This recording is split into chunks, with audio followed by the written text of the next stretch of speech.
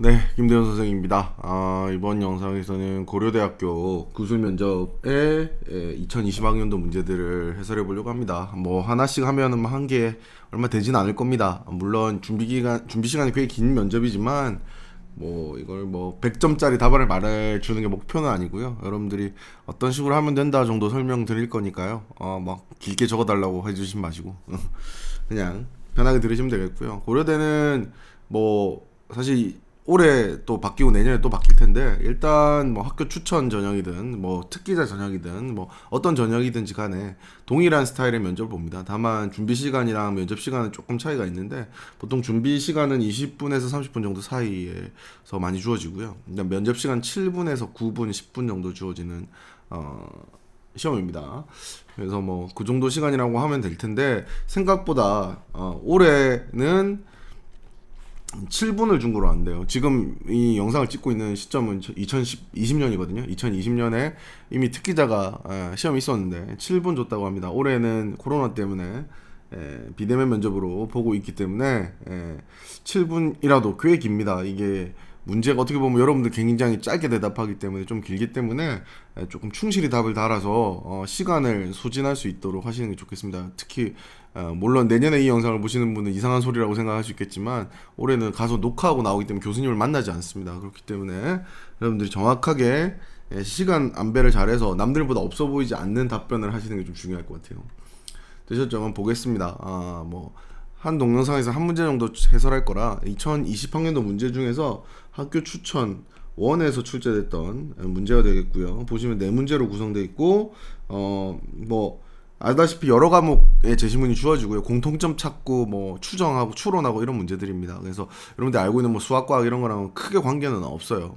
그리고 27분의 준비 시간과 9분의 면접 시간인데, 이때는 학생부에 관련된 질문도 했었다는 걸 알아두시면 되겠고요. 그래서 답변 한 7분 준비하면 되지 않을까요? 자, 볼게요. 여러분들 이 시험은요, 문제부터 먼저 보시는 게 좋아요. 쓰잘데기 없이 여러분들이 잘 모르는 제시문이 주어질 수도 있는데, 제시문 읽는데 시간을 쓰지 마시고 필요한 거 찾는데 시간을 쓰시는 게 좋기 때문에 문제를 모두 다 읽어보시는 게 좋겠습니다.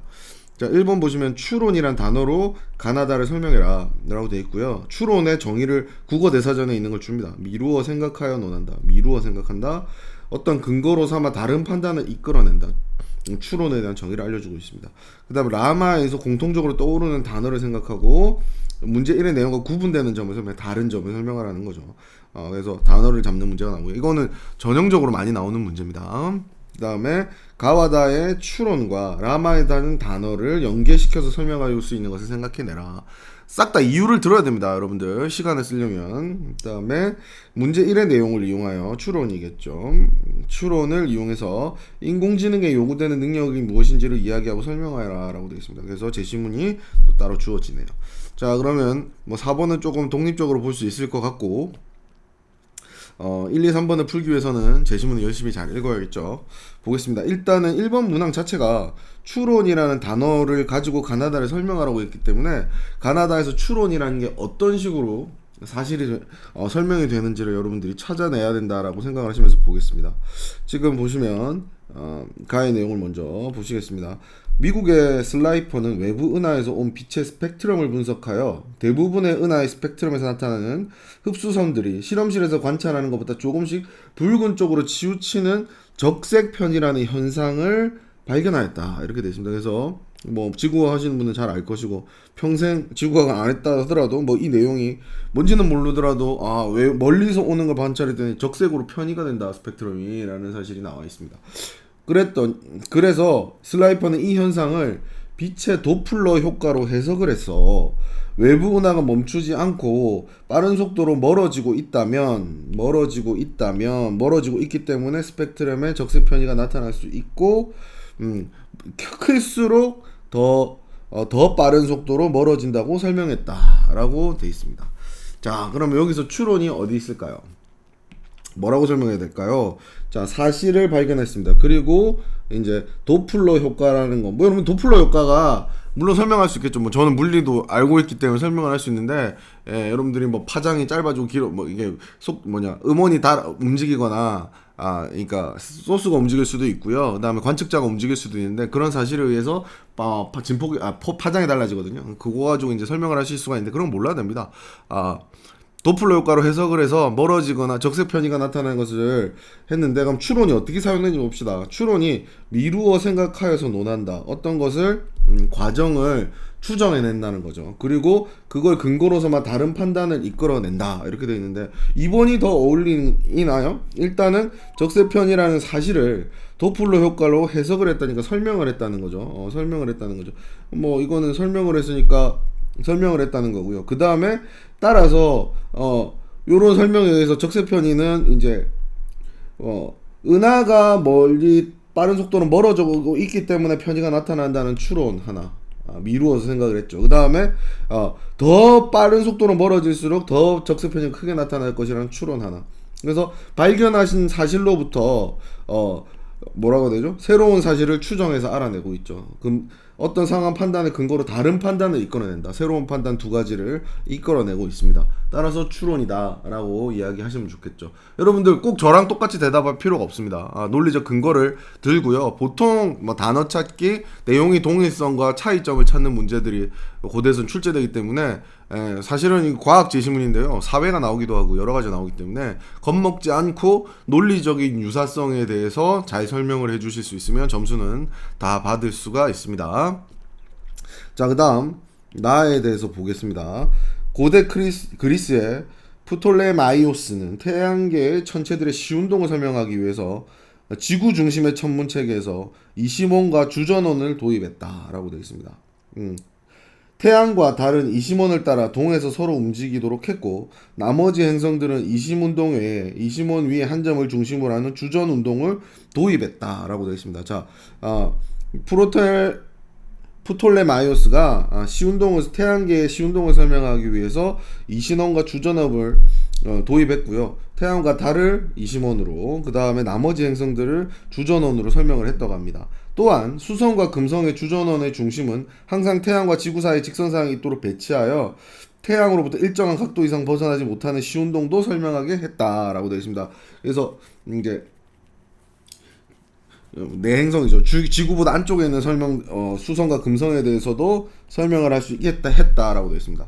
그 다음에 지구 중심 천문 체계에는 7개 행성의 움직임을 설명했고 미래의 위치를 예측하기 위해 매우 수학적으로 정밀하게 고안한 천문 체계였다라고 되어 있습니다. 뭐 수학적으로 미래 위치를 예측하기 위해 수학적으로 정밀하게 고안했다. 그래서 여기서 어디에 추론이 있느냐라고 물었습니다. 그래서 여러분들 보시면 사실은 추론이라는 게 보시면 여기 어떻게 보면 뭐라고 할 수 있을까요? 이 관측되는 사실들, 이 수성과 금성의 운동이라든지 태양과 달의 운동, 나머지 행성들의 운동은 모두 다 이제 관측이 가능하죠. 이 관측이 가능한 상황을 설명하기 위해서 이시몬과 주전원이라는 일단 이론을 정립합니다. 미래를 예측하기.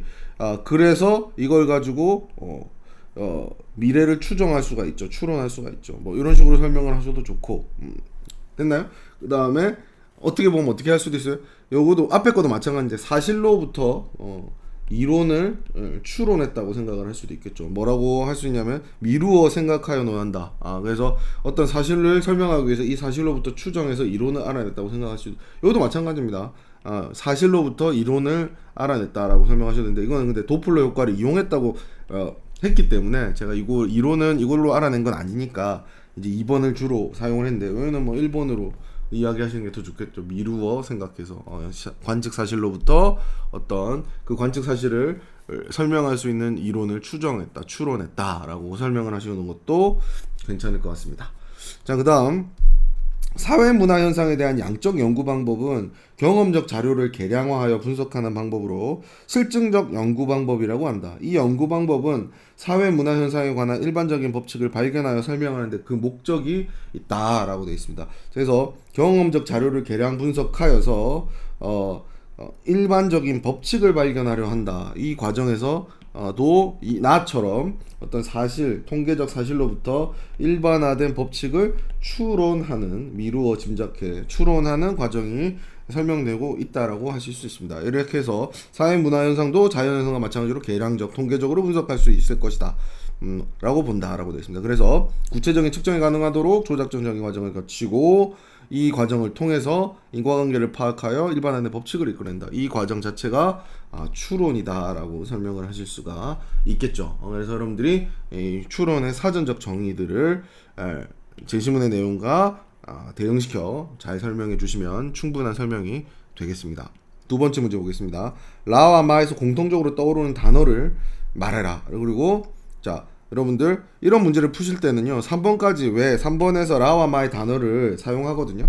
그래서 이거 두 개 답을 다 잘할 수 있게 단어를 고르시는 게 좋습니다. 2번 문제 풀 때 아무거나 골라놓고요 3번 문제 풀 때는 설명을 못 해가지고 곤란해하는 경우도 있습니다. 이 문제는 물론 뻔하기 때문에 그런 일은 없지만 다른 문제 설명하시다 보면 그런 일이 일어날 수도 있습니다. 자, 라 볼까요? 오파린 생물학의 오파린 실험이 나오는데요. 생물의 기원에서 원시 대기 성분들 사이에 화학 반응을 일으켜 유기물이 합성되었다. 그래서 원시 대기 성분들 사이의 화학 반응을 통해서 유기물을 원시 생명체가 탄생했을 거라는 생명체 탄생의 기원에 대한 어떤 오파린 가설을 만듭니다. 이게 어떻게 되었다? 밀러에 의해 최초로 입증이 되었는데, 입증이라는 단어가 중요합니다. 이 원시 대기처럼 환원성 기체를 가지고 플라스크 안에 물을 끓여 고온 고압을 만들어가지고 비슷한 환경을 만들어서 방전을 했더니 아미노산이나 유기산, 시화나수소 같은 유기물들이 생성됐다는 거죠. 그럼 이 과정을 뭘 하고 있는 거냐면 입증을 하고 있습니다. 가설을 입증하기 위해서 실험을 해서 만들기 때문에 입증이 되었습니다. 사실 증명이라는 단어가 어렴풋이 떠오르십니다. 입증, 증명이라는 게 떠오르셔야 됩니다.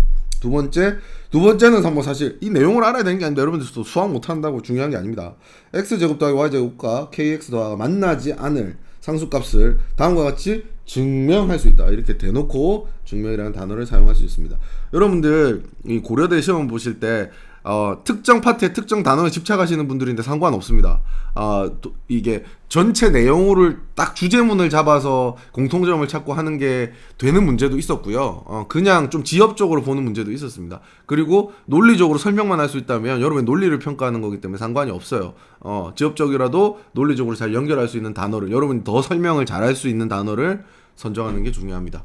증명을 할 수 있다. 그래서 판별식을 써서 내용은 중요하지 않으니까 증명이라고 잡겠습니다. 수리적 증명, 수학적 증명을 하고 있기 때문에, 그래서 증명에 대해서 열심히 왜 증명을 선택하였는지를 라일 때 마일 때 들어서 잘 설명을 해주시면, 여러분 이게 7분 설명한다면 2분은 쓰셔야지. 그 다음에 자, 이제 추론과 증명을 가지고 연계시켜서 설명할 수 있는 예를 들라고 했는데, 얘는 둘을 갖고 다 설명하셔야 되니까, 그리고 논리적으로 여러분 잘 설명할 수 있는 단어를 찾으셔야 돼요. 수학이나 과학, 뭐 사회, 인문, 그다음 사회현상, 자연현상 상관없습니다. 어떨 때는 사회현상에서 찾아라, 자연현상에서 찾아라, 여러 가지 제한 조건을 걸 게 있는데 여기는 아예 제한 조건도 없습니다. 여러분, 근데 제가 하고 싶은 말은 딱 하나예요. 여러분들 이거 선정하실 때요, 잘 아는 거를 고르십시오. 그냥 단어의 유사성을만 가지고 단어 비슷하게 생겼다는 이유만으로 모르는, 공부 안 한 단어, 과목에 있는 단어를 선정했다가 논리적으로 낭패를 보실 수가 있습니다. 그래서 잘 아는 거를 선정하세요. 조금 너무 쉬운 거 잡은 거 아닌가 이런 걱정보다는 논리적으로 완결성이 있는 게 더 중요하겠습니다. 저 같으면 뭐 예를 하나 들어드려야 되니까 수학적 귀납법을 가지고 재밌게 이야기할 건데요. 뭐 할 거냐면 어떤 점화식이 있어요. 점화식의 일반항이 안 구해져요. 풀 줄 모르는 점화식에서. 그래서 n에다가 1, 2, 3, 4 집어넣어서 일반항을 찍었어요. 추론했어요. 그런 다음에 뭐 하냐면 수학적 귀납법으로 증명을 했어요. 귀납법이 뭔지는 알겠죠. 그러면 이 과정 속에는 어떤 점화식의 일반항을 알아내기 위해서 추론하는 과정과 수학적 귀납법을 통해 증명하는 과정이 모두 들어있죠. 아주 좋은 예죠. 내가 생각했어도 괜찮아요. 그 다음 뭐 사실상 과학의 연구가 모두 다 추론과 증명을 거칩니다. 여기도 다 나오는데요. 왜냐? 뭐 예를 들어서 오파린 실험 나와 있는데 뭐 예를 들어 여러분 생명 뭐 예를 들어 들까요? 생명이나 화학 뭐 예를 들어 생명을 예를 들인다면 뭐 예를 들어서 DNA가 유전 물질을 밝히는 실험 같은 거. 뭐 그냥 간단하게 사람 몸이 다 단백질로 되어 있으니까 사람의 유전 물질은 단백질이 아닐까 이런 추론도 가능하죠. 그 다음에 해가 안에 쌓여 있는 게 DNA라 해서 DNA가 유전 물질이 아닐까 뭐 이런 추론이 가능하죠. 이런 식으로 가설을 설정하는 단계까지는 추론이 가능합니다. 하지만 증명이라는 것은 다르죠. 죄송해요. 제일 중요한 걸 설명하는데 여기서 구분되는 점을 설명하라고 했는데 아까 설명을 안 하고 넘어갔네요. 구분되는 점이 뭐냐면 추론은 뭡니까? 어떤 사실로부터 내가 미루어 짐작할 수 있는 어떤 일반화된 원리가 꼭 아니더라도 미루어 짐작할 수 있는 것을 만들어내는 것이기 때문에 증명을 한 건 아닙니다. 이게 참과 거짓이 옳다 그르다를 판단한 과정까지 가지 않았습니다. 하지만 증명을 한 것은 참 거짓을 밝히는 과정입니다. 그래서 이 녀석은 오차가 없고 절대 틀리지 않았다는 것을 논증적으로 밝혀야 되고 실험이나 증거를 통해서 밝히는 과정이 들어가야 됩니다. 그래서 그런 내용이 들어가야 되기 때문에 여기 큰일 날 뻔했네요. 다시 찍을 뻔했어요. 다시 찍어야 되지만 다시 안 찍고 귀찮으니까 죄송해요. 그래서 증명이라는 것은 뭐가 들어가야 된다고요? 참 거짓을 판단할 수 있는 참이다 거짓이다 확실하게 말할 수 있는 근거나 논거가 반드시 필요합니다.